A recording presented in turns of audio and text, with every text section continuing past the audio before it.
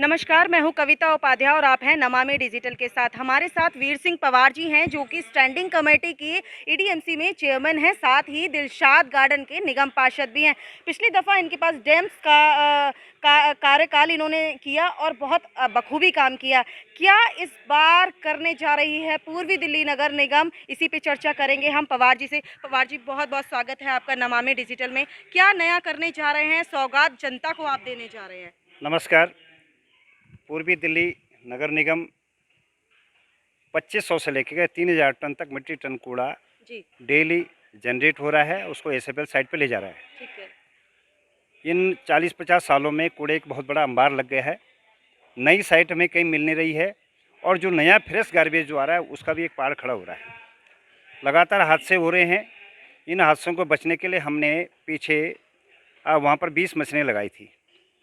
वो अलग अलग मशीनें, अलग अलग लोग काम कर रहे थे, उससे हमें परिणाम नहीं मिला।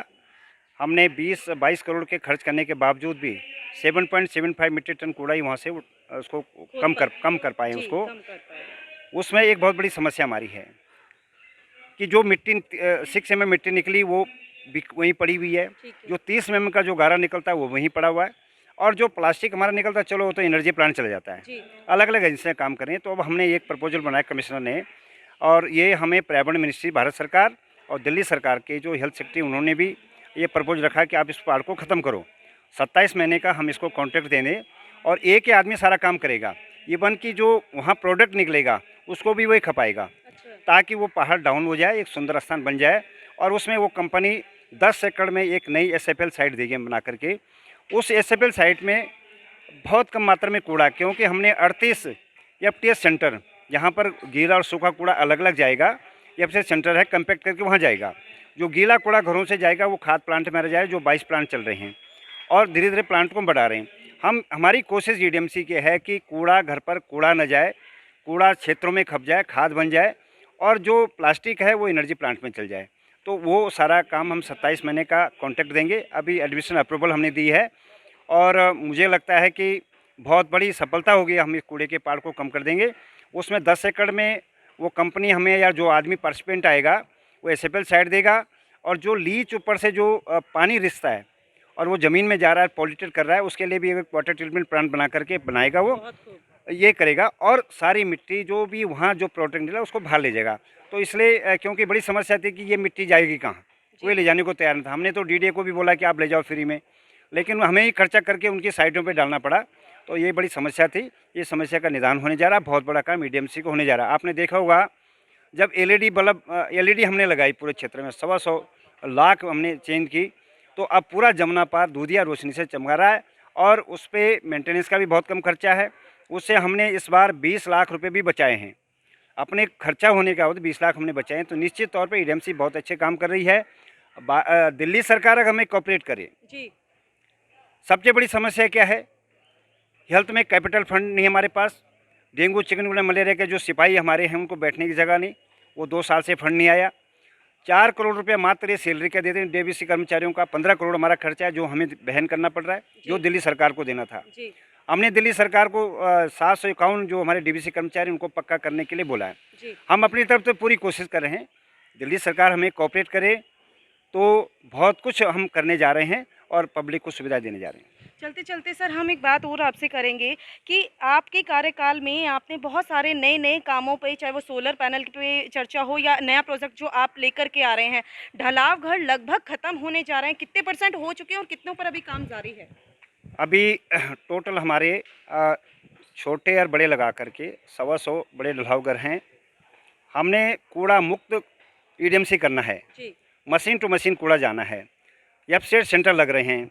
कम से कम 10 का उद्घाटन हो गया, 36 से लगने हैं, जिसमें से 20 हमने लगाने हैं, 16 कंपनी ने, मेट्रो वेस्ट कंपनी लगाने हैं। जी, हमारे तकरीबन तैयार हैं, उद्घाटन पे हैं। कहीं बिजली का मीटर नहीं लगा, कहीं मशीन असेंबल हो रही हैं, क्योंकि जितनी जल्दी हम चाहते हैं कि कूड़ा एसएफएल साइड न जाए, यहीं कंपैक्ट करके, यहीं खप करके, और एफसेट सेंटर जो बने हैं वहाँ से ये सब छटनी करके वहाँ जाए। जी। तो बहुत जल्दी बहुत कुछ हम इसमें सफलता पाएंगे। सर एक चर्चा और मैं करूंगी। अगर दिलशाद गार्डन की बात करते हैं तो आपका क्षेत्र सीमापुरी विधानसभा में काफ़ी बड़ा है। ऐसे में कामों पर भी बहुत सारा फोकस हो जाता है कि आपको ईडीएमसी भी संभालनी होती है और दिलशाद गार्डन भी आपने हालांकि पहले भी पद रहे हैं यहाँ पर। इस बार क्या दिलशाद गार्डन के लिए कुछ नया करने जा रहे हैं इस वर्ष? दिलशाद गार्डन में मेरे 2 स्कूल थे, उनकी फाइल गई है, बजट के लिए गई है। एक सी ब्लॉक स्कूल का था, जी। वो पॉकेट स्कूल का था, क्योंकि बच्चे इस समय 40,000 बच्चे नए बढ़े हैं हमारे यहाँ। अच्छा। और हमने जैसे वो पॉकेट स्कूल है, मॉडर्न स्कूल उसको बना रहे हैं, मॉडर्न स्कूल उसमें फुल इंग्लिश मीडियम हमारा अलग सा कोर्स चलेगा। समस्या क्या है? पैसा है ही नहीं, दिल्ली सरकार पैसा दे नहीं रही, सारे बजट रुके पड़े हैं। मेरी ये एक 8 करोड़ की एक प्रोजेक्ट है, ये पॉकेट का ड्रेनेज और सीवरेज के लिए। जी। लेकिन उसमें समस्या है कि मेरा टेंडर भी हो गया, जी। लेकिन यूडी फंड आया नहीं। जी। यूडी मिनिस्टर ने फंड नहीं दिया, वो एज इट रुका पड़ा है। जी। मेरे जो प्लांट बनने हैं, 3 प्लांट बनने मेरे यहाँ एफटीएस सेंटर, एक तो तैयार हो गया ये पॉकेट में, 2 और बनने हैं, जी। जिससे कूड़ा ही क्षेत्र में खप जाए, वो भी बनना है। मेरा ईटीपी प्लांट एक स्वामीदंड के सामने है, उसको और ब्यूटीफाई करना था हमने, जी। वो सब होने हैं। जी। काम तो बहुत सारे हैं, मैंने अपने हिसाब से एक सबसे बड़ा काम जो क्षेत्र में हो रहा है जी। वो सांसद जी के द्वारा हो रहा है। जी। जगतपुर एक्सचेंज में खजूर वाला एक पार्क था, बहुत बढ़िया। जिस पे कब्जा कर दिया था। जी। 5.5 एकड़ ज़मीन है, जी। उन्होंने मुक्त करा के डीडी को दे दिया, और डीडी उसमें नाना प्रकार के उसमें पंडाल, उत्सव पंडाल बनाएगा, जिम लगाएगा, ये सारी चीज़ें उसमें होनी हैं। जी। तो बहुत बड़ी उपलब्धि मेरे वार्ड में, बहुत कुछ कोशिश मैंने की है करने की। जी। अब मैं ये बोलूँ सारा सब कुछ मैंने कर दिया, क्योंकि उसमें दिल्ली सरकार का उसका विधायक साहब भी कहीं ना कहीं इन्वॉल्व हैं। जी। जी। और उनकी मेरे साथ में अगर ठीक टर्म्स रहें, रोड सही बन जाए, पीडब्ल्यूडी के नाले सही बन जाए, मेरा पानी बाहर चल जाए, जी। तो कोई समस्या है नहीं। ये बहुत साफ और सुंदरी कॉलोनी है, और मैंने तो प्रॉमिस लोगों से कर गया था कि मैं इसको मॉडर्न वार्ड बनाऊंगा, जी। क्योंकि मैं कहीं ना कहीं पिछड़ गया मेरे पास फंड न होने से। बिल्कुल। अब तक मात्र 2 करोड़ में से मुझे 30 लाख रुपए फंड मिला, जी। 30 लाख नॉन प्लान फंड मिला, किसी ने वो फंड उठाया जी। नहीं। तो इसलिए मैं मजबूर हूँ और क्षमा भी चाहता हूँ अपने रेजिडेंट से कि मैं बहुत बड़ा काम नहीं कर पाया। लेकिन सफाई के मामले में, डेंगू चिकनगुनिया मामले में, हेल्थ के मामले, स्वामी दयानंद हॉस्पिटल के मामले में बड़ा सक्रिय हूँ। कहीं भी कोताही नहीं है, सब लोगों को अच्छी सुविधाएं मिले, मैं उस पर विचार कर रहा हूँ। सर एक अंतिम सवाल मेरा आपसे ये रहेगा, ये जो वर्ष है ये चुनावी वर्ष है, ऐसे में आपकी भी पूरी प्राथमिकता रहेगी कि मेरे क्षेत्र को ही नहीं, मेरे वार्ड को ही नहीं, पूरी पूर्वी दिल्ली को कुछ नई सौगात देता हुआ जाऊं। तो ऐसे में चुनावी सवाल ये रहेगा, भाजपा क्यों जीत रही है और आम आदमी पार्टी क्यों नहीं आ रही निगम में?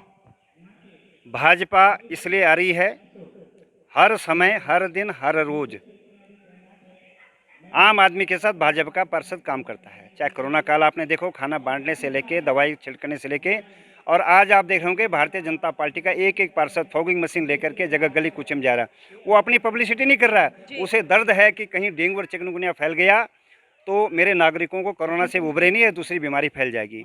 अभी मात्र 64 केसेस ईडीएमसी में आए हैं, और वो मजबूरी ये थी कि बरसात लेट आई है, पानी जगह जगह जमा हो रहा है, पीडब्ल्यूडी के नाले साफ नहीं थे, रोडों पे जहाँ पीडब्ल्यूडी के रोड गड्ढे थे, इस कारण से फैला, वरना तो हम इसको बिल्कुल मुक्त कर रहे थे, इसको डेंगू चिकन मलेरिया से।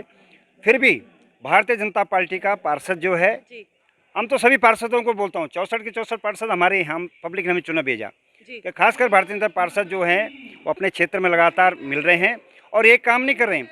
सफाई से लेकर के, डेंगू चिकन मलेरिया से लेकर, हेल्थ से लेकर, बर्थ डेथ सर्टिफिकेट लेकर के, और बिजली से लेकर के, और पानी से लेकर, मैं तो पानी गंदा कहें तो पार्षद के पास आते हैं, रोड टूटी पड़े पार्षद के पास आते हैं, विधायक को कोई नहीं जानता, एमपी साहब को कोई नहीं जानते हैं। तो सारे काम हमारे पार्षद करते हैं, उन्हीं की बदौलत पर, उनके काम की बदौलत पर हम दोबारा सत्ता में आ रहे हैं, अच्छी मेजोरिटी के साथ आ रहे हैं, ऐसा मेरा मानना है। बिल्कुल, आपने सुना वीर सिंह पवार जी को। इन्होंने, मैं कहूँ, आप देखेंगे पीछे पार्क हैं, खुले में हम लोग हैं और सिर्फ यही जायजा लेने आते हैं पवार जी कि क्या हो रहा है सड़क पर या फिर स्थानीय लोगों के बीच में। इन्होंने साफ तौर पर कहा कि भाजपा काम कर रही है, काम के दम पर वापसी करेगी निगम में।